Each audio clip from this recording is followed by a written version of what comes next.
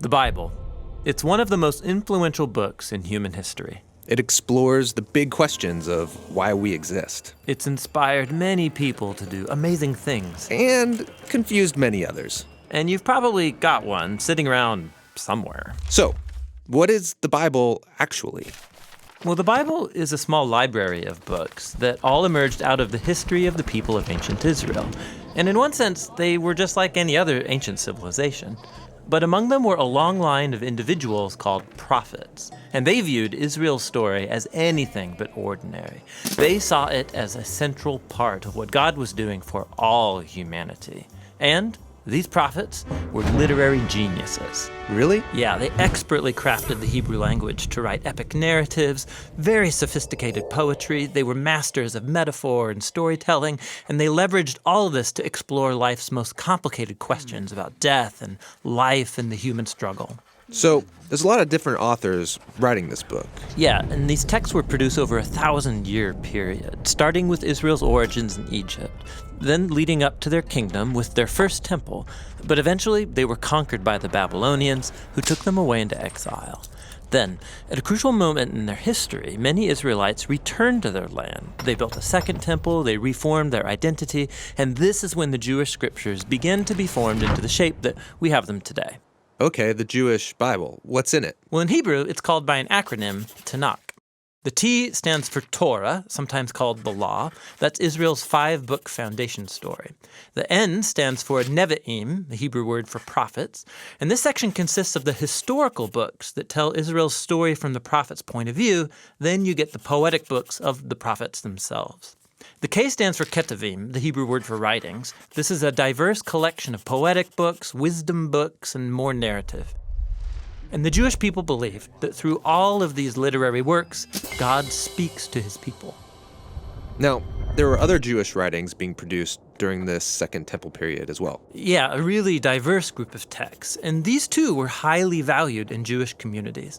And there was debate from ancient times about whether or not some of these should be considered part of their scriptures. So, this is a lot of different writings over a long period of time. Why did they put them all together like this? Well, altogether, these texts tell an epic story about how God is working through these people to bring order and beauty out of the chaos of our world.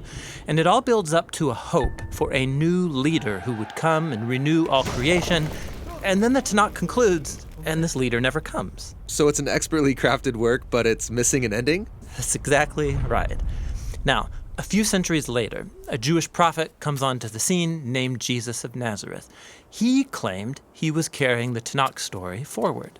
Yeah, so Jesus did a bunch of cool stuff, was killed, but his followers claimed he was alive from the dead. Yeah, they said that Jesus was that long-awaited leader who would restore the world.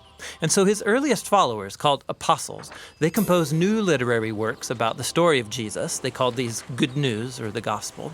They formed an account called Acts about the spread of the Jesus movement outside of Israel. And then they circulated letters to different Jesus communities all around the ancient world. And they saw these writings as part of the scripture. Yeah, the apostles wrote all of this as the fulfillment of that epic story found in the Tanakh. And they were continuing the literary genius of the Jewish tradition.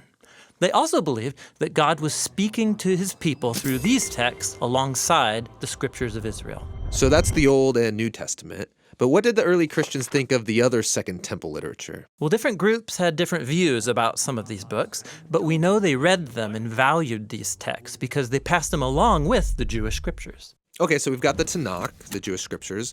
We got these other Second Temple period works. Then the writing of the apostles about Jesus. And that's a lot of literature, so what's in my Bible? So the Christian movement has taken different forms over 2,000 years, and from the beginning, all Christians recognized the Tanakh and the New Testament as scripture. And for centuries, much of the Second Temple literature was read as part of the biblical tradition. The Catholic Church eventually made it official and called some of the books from this collection the Deuterocanonical books. Some Orthodox churches used even more books from this Second Temple literature. And then in the 1500s, during the Reformation, Protestant Christians wanted to go back to the oldest writings of the prophets and apostles, so they accepted only the Old and New Testaments. Okay, I think I got it. But how does a collection of books produced over 1,000 years by all these different authors tell one unified story? Yeah, that's the question we'll address in our next video.